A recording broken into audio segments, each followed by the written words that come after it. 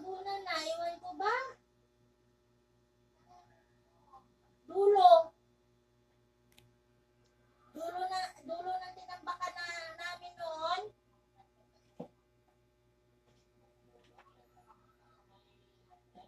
Oo, hindi dito sa kabila. Dito nga dulo.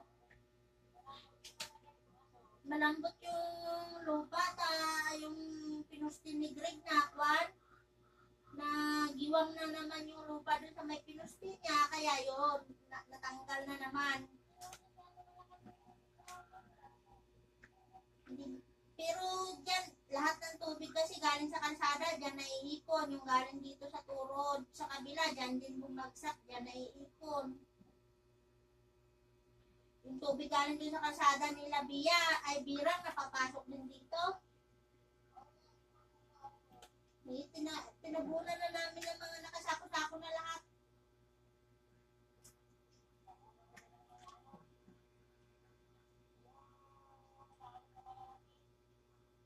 Yan na, yung tinambak namin ng sako nung una, doon na namin linagay sa natibag ng lupa. Tapos nagtambak ulit kami naglagay kami ulit ng lupa sa sako, kaging tambak na rin.